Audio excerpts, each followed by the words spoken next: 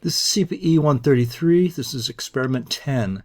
In this experiment, we are going to implement a counter. This is going to be a full-featured counter, namely has the up and down inputs and some other control inputs we'll talk about later. But the important thing is this counter is going to be controlled by a state machine. So the objectives in this experiment are to get used to modeling state machines at a high level using Verilog, and we referred to this as behavioral modeling of state machines. And in addition, that requires that you understand how to use the if and case statements, which are procedural programming statements.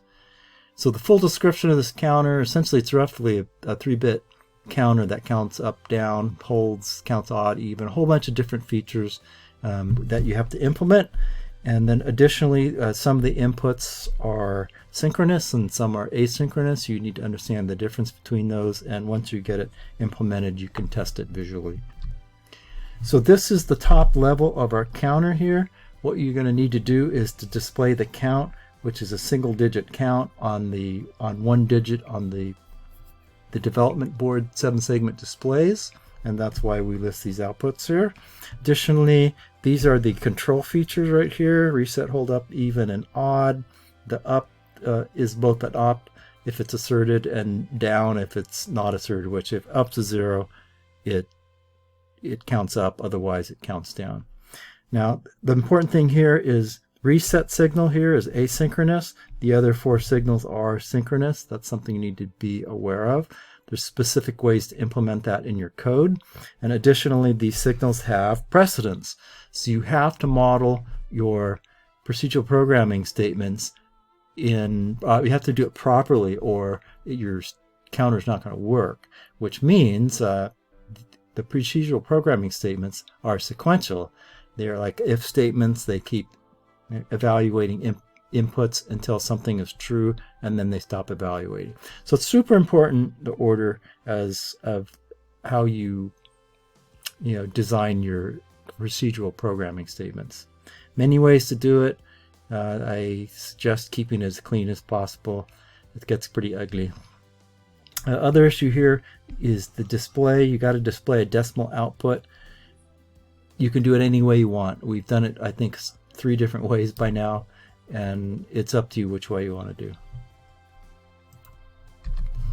So just a note on implementing state machines. We are going to be implementing state machines at a behavioral level right here using behavioral modeling, which is a high level. Previous experiment 8s and 9, we used registers and decoders to implement the state machine.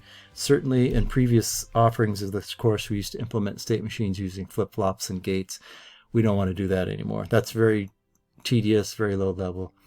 So here we are at this point. You're going to use the template. You got to use the template, which means you got to understand the template, which in particular, this template, how it specifies the state registers, how it handles asynchronous versus synchronous signals, and how it handles mealy versus more outputs. So the best approach to take on this is to first design your state diagram on a piece of paper. Later you can of course design the whole entire circuit, but the big challenge in this circuit is essentially the state diagram. It's big. I'd say take the entire page. You may want to make shortened signal names to make it more readable, such as this. Oftentimes some of the inputs are don't cares, essentially based on the precedence makes some of the inputs don't care. So if a particular input is a don't care, you don't need to put it in your state diagram. Anytime you don't put an input in your state diagram, it's considered to be a don't care. So additionally, make sure you start with the state machine template, and you can see it in the cheat sheet. And keep in mind, in this experiment, not all operations are defined based on the input. So there's going to be input combinations of control signals that are not specified. Under those conditions, you're welcome to do what you want with it. So there's many ways to model this particular state machine using the procedural programming statements. Lots of right ways to do it. Pick the easiest way. Additionally, there are some more notes in other manuals, in the lab manual. Be sure to check those out too.